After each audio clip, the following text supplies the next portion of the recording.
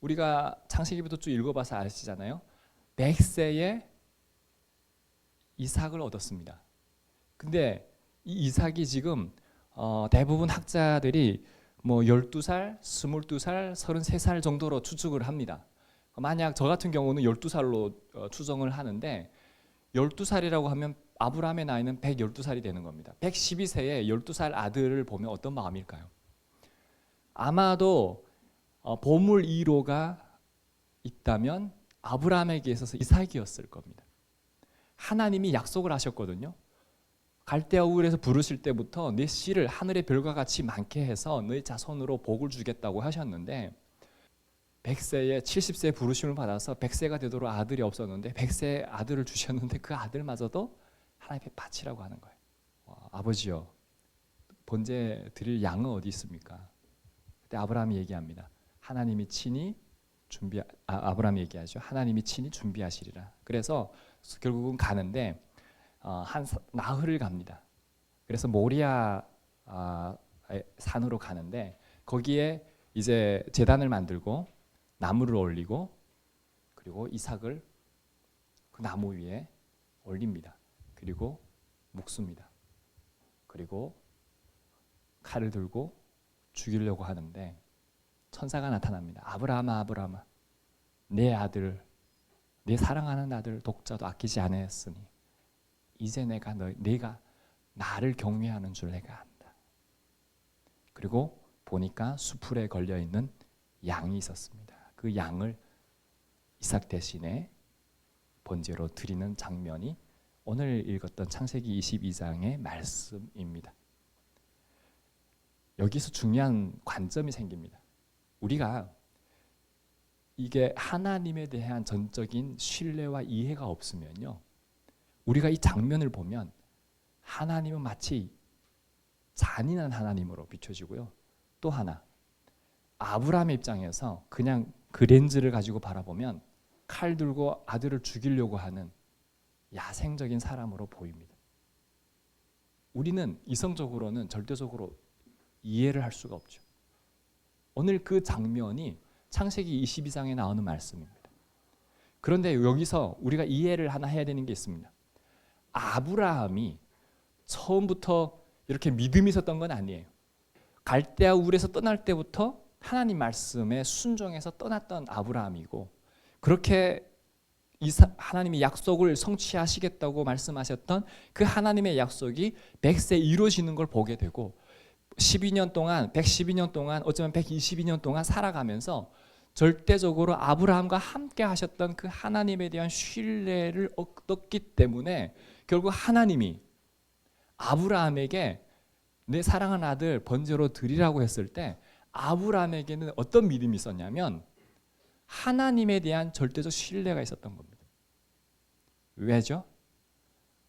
하나님이 이삭을 원하시는 게 아니라 자기 자신을 원하신다는 것을 깨달았기 때문에 그렇습니다. 결국 우리의 모든 관계는요, 누군가를 통해서가 아니라 하나님은 지금 현재 한성민 형제를 원하시고 한가한 자매를 원하시는 거예요. 그런데 문제는 이거예요. 한성민 형제나 한가한 자매나 저 같은 경우는 보물 1호가 있겠죠. 우상이 있겠죠. 어쩌면 하나님보다 더 사랑하는 우상일 수 있어요. 어쩌면 아브라함에게 있어서 귀한 사랑하는 외동 아들 이삭이 우상이었을지도 모릅니다. 어쩌면 저에게 있어서도 보물 1호가 있었어요. 저에게 어머니였습니다. 믿음이 부족해서일 수도 있었겠지만 어린 나이에 제가 15살 이때까지만 해도 저에게 있어서 하나님보다 어머니가 1호였습니다. 그 순서가 바뀌는 게 쉽지 않더라고요. 근데 어느 날 그 어머니가 돌아가셨습니다. 그런 하나님이 이해가 되지를 않았습니다. 한 3년 정도를 기도하면서 하나님 앞에 씨름을 했던 것 같습니다. 하나님 왜 저에게 있어서 부모님을 다들 먼저 이렇게, 저는 무슨 죄를 지어서 혈혈단신 고아로 살아야 합니까? 하나님이 있는데 다른 분들은 하나님이 계셔서 복을 주셨다는데 저에게 복은 없는 것 같습니다. 이해가 되지 않는 거예요. 그 하나님에 대해서. 그리고 간증을 듣거나 설교를 들으면 더더욱 힘들었어요. 다 어떤 설교합니까? 하나님 믿으면 잘 된다는 설교를 하잖아요. 간증을 들어도 다 잘 됐다는 간증만 하잖아요. 저처럼 하나님 믿었더니 기도했더니 엄마 아빠 다 하나님 데려갔다는 이런 간증은 어디서 본 적이 없어요. 저는 이해가 안 되는 거예요. 육에 대한 혈육에 대한 관점을 영에 대한 관점으로 확 바꿔주셨어요. 그게 뭐냐면 누가 내 형제여 자매여 모친이냐. 하나님의 뜻대로 행하는 자가 내 형제여 자매여 모친이다. 우리 모두는 너는 죄로 인해서 죽을 수밖에 없었다. 그렇게 자살로 죽던 어떻게 죽던 지옥으로 갈 수밖에 없었던 우리 지난 주일에 오바냐 목사님 설교하셨던 것처럼 이성 없는 짐승 실제로 고린도서에 나오는 말씀이잖아요. 죽을 수밖에 없었던 마른 뼈와 같았던 자들인데 예수 그리스도를 통해서 하나님의 값없는 은혜 선물로 인해서 너는 선택받고 구원받은 하나님의 자녀다라고 하는 거예요. 내가 그 어머니에게 부모에게 복음을 전해야 할 그 심정으로 마음으로 복음을 전해라. 그래서 경건에 대해 말씀을 해주시는데 그게 야고보서에 말씀을 지켜서 세속에 물들지 않는 것 그리고 두 번째 고아와 과부를 돌아보라는 거예요. 근데 고아와 과부는 하나님을 모르는 사람들 그들이 내 어머니다라고 말씀하시는 겁니다. 내가 어머니가 우상이었구나. 그리고 이제 더 이상 내가 엄마를 붙잡고 살아야 되는 게 아니라 이제는 내가 하나님의 은혜로 예수 그리스도 안에서 영접하는 자, 곧 그 이름을 믿는 자들에게는 하나님의 자녀가 되는 권세를 주셨으니 예수님을 믿는 믿음으로 하나님의 자녀됨의 권세를 가지고 엄마 아빠와 같은 사람들에게 마땅히 죽어야만 되는 우리의 존재, 피조물인 존재들에게 생명의 복음 되신 예수님을 전해야 되겠다. 그때부터 이 삶을 살게 되는 거죠. 붙잡고 있는 걸 놔버리게 되면요, 그때야 진정 자유가 생깁니다. 근데 붙잡는 걸 놨다고 자유가 생기는 게 아니라 정말 예수 그리스도의 채워지심, 회복, 은혜가 그래서 하나님을 온전히 신뢰할 때 아브라함처럼 이삭을 하나님께 바칠 수 있는 거예요. 근데 놀라운 대목이 있어요. 오늘 본문에 보면 뭐가 나오냐면 이삭이 아버지여 하나님께 드릴 번제양은 어디 있나이까 했을 때 아브라함이 이 말씀을 해요. 여호와께서 친히 준비하시리라. 여러분 이미 아브라함은 알고 있었어요. 이미 하나님이 선하신 계획을 갖고 있는 것을 아브라함은 알고 계셨다는 거예요. 하나님은요 우리가 생각하는 것 이상으로 하나님은 항상 선하신 길로 우리를 인도하신다는 것을 아브라함은 믿었다는 거예요. 그 하나님에 대해서. 하나님 앞에서 거룩한 산 제물로 자기를 드리는 영적 제사, 영적 예배를 아브라함은 드렸다는 거예요. 이삭이 우상이 아니라 하나님이 절대적 유일한 하나님이심을 아브라함은 삶으로 살아냈다는 거예요. 우리는 말을 이렇게 하고 성경을 보면서 아브라함이 그랬구나, 그래 믿음의 조상이구나라고 하기는 쉽지만 실제적으로 우리 삶에 자신을 내어놓고 자기보다 아들을 드리라고 하면 드릴 수 있는 사람이 그렇게 많지는 않습니다. 자기를 부인할 사람은요 하나님을 만난 사람만이, 하나님을 절대적으로 신뢰한 사람만이 자기를 부인하고 자기 십자가 죽음을 가지고 하나님 앞에 길을 따라가는 거예요. 그게 아닌 사람들은 자기 목적을 가지고 종교 생활을 하는 것에 불과하겠죠. 왜? 하나님의 뜻보다 내가 원하는 것에, 내가 주인 되는 것에, 내가 왕이 되는 것에 하나님을 이용하려고 하기 때문에 그렇습니다. 그래서 때로는 우리 삶에 이해가 되고 해석이 안 될지라도 대부분 자기 삶으로 하나님을 끌어오는 거죠.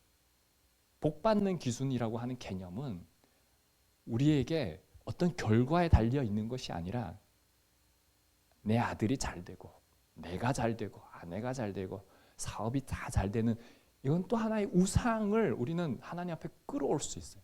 그러나 그게 아니라 하나님으로 절대적으로 복의 기준이 될 수 있을 때 우리의 상황이 어떠하든 우리는 그것마저도 하나님께 드릴 수 있고 흘러보낼 수 있고 통로로 사용할 수 있는 개념이 되는 거죠. 근데 이걸 붙잡고 있으면 부자가 왜 예수님을 만났는데 내 재산을 팔아서 나눠주고 나를 쫓으라 못 쫓는지 아세요? 그게 주인이었기 때문에 그런 거예요. 하나님 거라고 생각했으면 삭개오처럼 팔아서 나눠 쓰고 달랐을 거예요. 그때도 얼마나 자유했겠어요, 삭개오는. 근데 부자는 자유할 수가 없는 거죠. 어떻게 팔고 어떻게 나눠주고 누구 건데? 내 건데. 오늘 본문 말씀을 보면서 첫 번째 키워드가 있습니다. 묵상한 키워드가 하나님께서 아브라함을 시험하셨다는 겁니다. 시험이라는 거는요, 누구나 원치를 않습니다. 임계점을 넘어가면 그로부터 자유함이 생기는데 그 임계점을 넘어서지 못하면 자유함이 없다는 거예요. 마찬가지로 우리가 하나님 말씀에 왜 순종하지 못하는지 아세요? 아직도 내가 원하는 대로 살아가고 있기 때문에 하나님 말씀에 순종 못하는 거예요. 내가 원하는 걸 내려만 놓으면 하나님 말씀에 순종하는 것이 자유함이 생기는 거예요.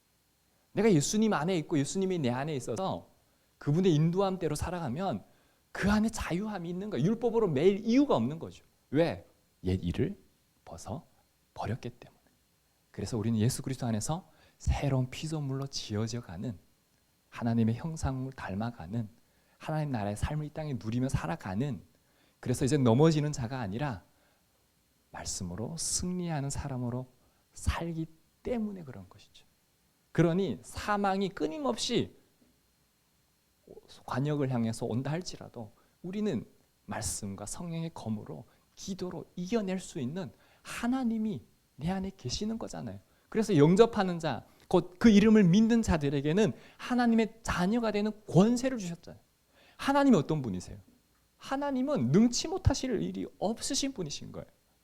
그 하나님을 절대적으로 믿는다면 우리 삶의 어느 고난과 역경과 어떠한 환경 가운데 그것이 시험이라고 할지라도 그걸 통해서 절대적으로 하나님을 바라보게 되고 하나님이 함께하는 것들을 보게 되면 우리는 넉넉히 이길 수 있는 믿음이 여기에서 생기는 겁니다. 근데 믿음이 있다고 하면서 시험이 오면 넘어지는 사람들 많죠. 친구도 언제 알 수 있어요? 가장 어려울 때 알 수 있는 거잖아요. 믿어주고 지지해주는 사람이 정말 친구가 아닙니까? 다 돌 던질 때 한 친구만은 믿어주는 거예요. 아니야, 네가 충분히 그럴 만한 이유가 있거나 네가 그렇지 않다는 걸 나는 믿어. 그런 친구 한 명만 있으면 얼마나 든든합니까? 하나님이 그런 분이신 거예요. 두 번째 키워드가 있습니다. 아브라함의 순종입니다. 순종이라는 것은 정말 어려워요. 이삭을 번제물로 바쳐라. 정말 쉽지가 않죠. 최근에 이슈가 된 영화가 있습니다. 우리 어머님 분들부터 해서 다 눈물을 펑펑 흘리며 본다는 영화가 있죠. 폭삭 소가수다. 제주도에 사는 분들의 얘기인데 세 아들이 있었어요. 근데 마지막 아들이 동명이에요. 근데 이 동명이가 예기치 않은 사건으로 죽게 되는 거죠. 근데 이 사건이 가족 전체의 트라우마가 되어서 평생 깊은 슬픔과 죄책감으로 살아가는 모습을 영화에서는 보여줍니다. 이 막내 아들의 죽음이 결국 큰 이 막내 아들의 위에 형이 하나 있는데 형이 죄책감 갖는 거죠.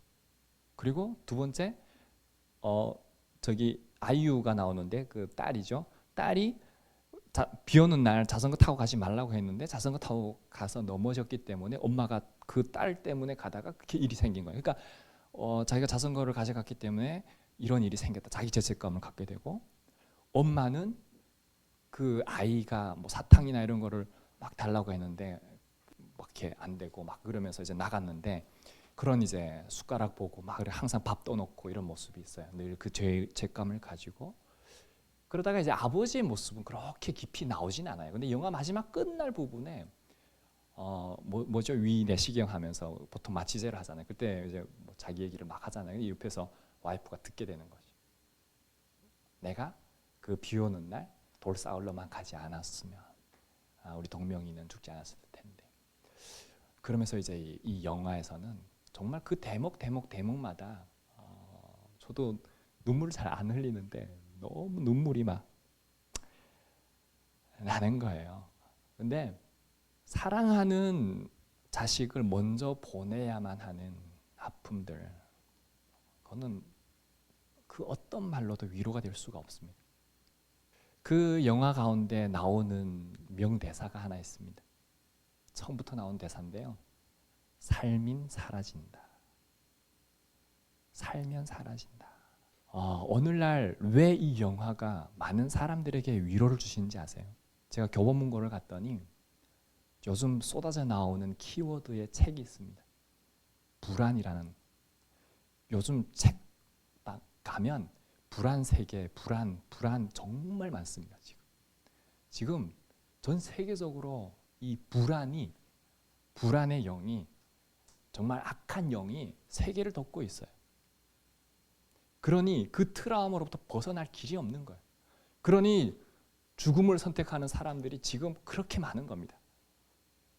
심각합니다. 지금 한국 사회만 그런 게 아니라 탈북민 사회도 지금 심각합니다. 청년들이 정말 많이 자살해요. 그래서 사람들이 힘든 과정 가운데 그걸 보면서 희망을 얻는 거구나라는 생각이 들었습니다.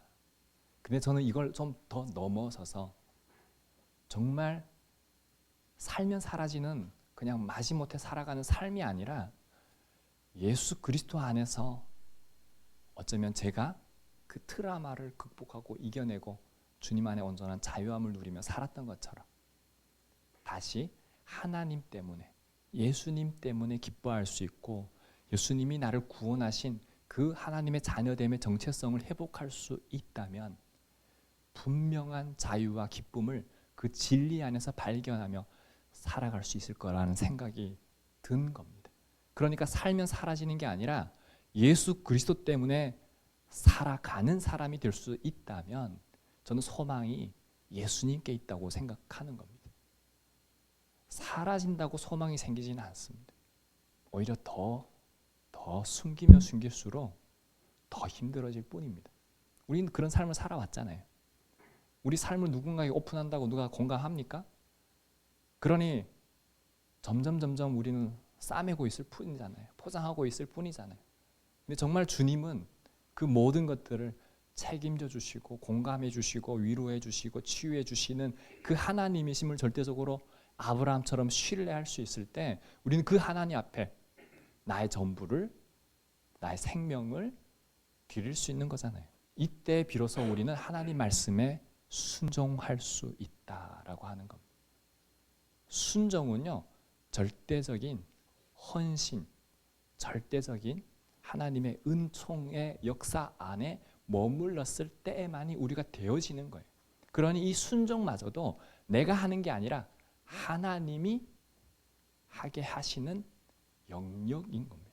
그러니 내가 이제는 전에는 죄와 흑암의 잔나에서 살았지만 이제 예수 그리스도 안에 살아가는 삶으로 되어질 때 우리는 그 안에서 순종되어지는 거예요. 순종되어지는 거예요.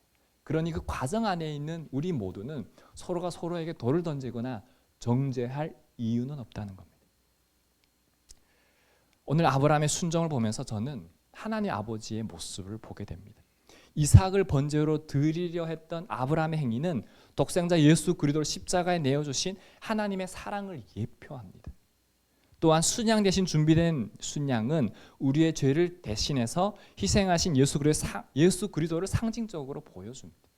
이 창세기를 통해서 우리는 누굴 볼 수 있냐면 예수님을 볼 수 있는 겁니다. 그래서 아브라함이 이삭을 번제물로 내어주었던 것처럼 하나님도 예수님을 저와 여러분의 죄값을 위해서 내어주신 사건이 십자가 사건이라는 것입니다. 번제물은 우리 모두가 죄인 되는 것들을 인지하는 겁니다.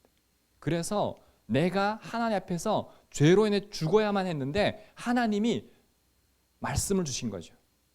어떤 방법으로? 그 죄를 씻을 수 있는 방법을.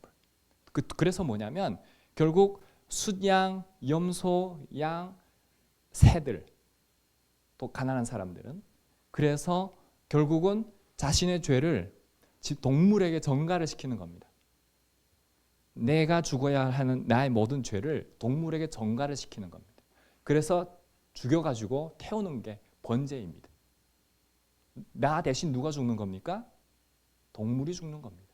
그리고 하나 더 있습니다. 아사셀이라고 해서 이 순양이나 염소에게 죄를 전가시키잖아요. 그래서 광야에 내보내는 겁니다. 그래서 광야에서 살거나 죽거나.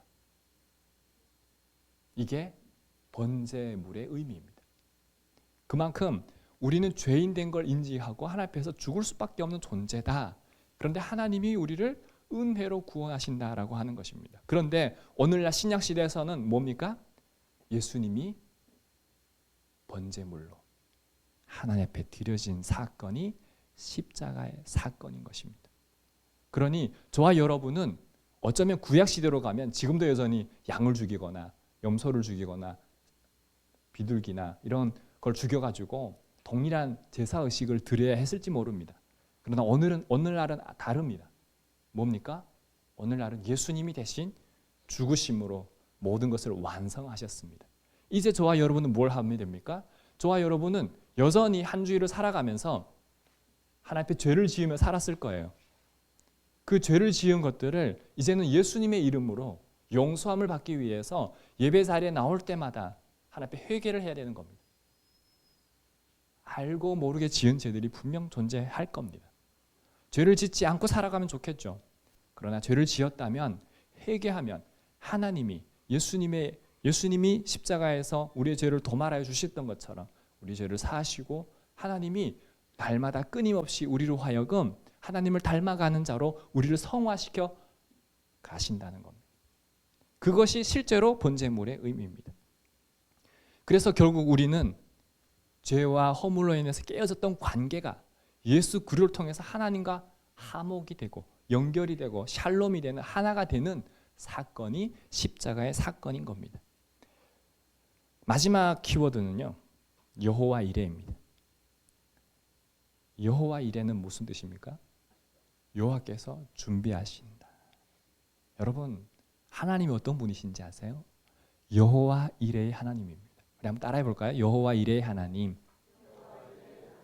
나와 함께 하십니다. 여러분, 이 하나님을 믿으시기 바랍니다. 하나님은요, 태어나기 전부터 저와 여러분을 준비하셨고, 우리가 이걸 예정론이라고 합니다. 그리고 불러주셨고 구원하여 주셨고 자녀 삼아 주셨고 좋은 것을 채워 주셨고 인도하셨고 앞으로도 함께 하실 하나님이라는 거예요. 오늘 아브라함은 놀라운 고백 중에 참 많은 고백이 있지만 하나님이 친히 준비하시리라. 그 말씀대로 정말 하나님은 뭘 준비해 주셨습니까? 순양을 준비해 주셨습니다. 이 하나의 사건들을 통해서 볼 수 있는 건 뭐냐면 하나님이 결국 아브라함을 선택하셔서 항상 시험을 주실 때도 끔찍한 것 같고 갈대우르에서 불러내실 때도 말 안 될 것 같고 그동안 우린 사건 다 알잖아요. 성경을 읽어서 막 애굽으로 갔다가 팔려가는 일도 있고 뭐 엄청 많은 고난이 있었지만 항상 하나님은 선한 길로 인도하셨다라고 하는 것을 우리는 아브라함의 사건을 통해서 볼 수 있었고 또한 우리의 삶을 돌이켜보면 역시 하나님은 선하신 길로 인도하셨다라고 하는 걸 우리는 고백할 수밖에 없다는 거예요. 하나님께서 지금 우리가 이런 예배 가운데 하나님을 찬양하고 예배할 수 있는 이유마저도 가장 좋은 것으로 하나님은 예비하셨다라는 것입니다. 그래서 하나님은 여호와 이레의 하나님이신 겁니다. 그래서 저 같은 경우는 항상 기도하다 보면 결핍이 있잖아요. 그러면 저는 항상 믿어요. 하나님이 선하신 길로 인도하시고 예비하시고 함께 하실 거다라고 하는 걸로. 제가 그래서 지난 3일 전인가요? 미국 대사관 비자 리젝이 됐어요. 지금 한 4년 차 하나님이 미국 가지 못하도록 다 꽁꽁 막으셔서 뭐 대형교회 총빙도 있었고 뭐 저기 컨퍼런스 이런 데 강사도 하나님이 막 초청. 저는 항상 열어주시면 갑니다. 그리고 닫아주시면 안 갑니다. 항상 이렇게 우리 찬양하잖아요. 오늘 주님 말씀하시면 실제 제가 그렇게 살거든요. 근데 하나님이 정말 빡빡 막아주시는 거예요. 예. 그것마저도 저는 항상 하나님이 선하신 길로 꼭 미국 가야만이 선하고 좋은 게 아니에요. 하나님은 항상 우리에게 최상의 것으로 예비하시는 하나님이신 것을 우리 삶을 통해서 열어주셔도 감사, 안 열어주셔도 감사. 우리 기도할 때 방법이 있잖아요. 예, wait, 기다리는 것도 응답, yes, 하나님이 응답해 주시는 것도 응답, no, 하나님 거절하시는 것도 응답.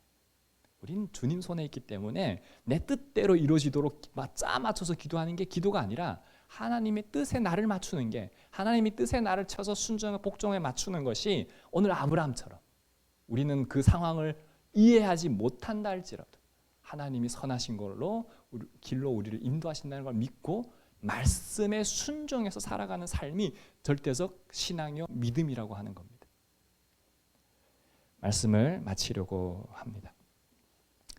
우리 삶에 예상치 못한 어려움과 고난과 시험이 찾아올 수 있습니다. 아브라함처럼 하나님을 신뢰하면서 순종하는 믿음을 가져야 합니다. 지금 당장은 어쩌면 이해하지 못할 수도 있어요.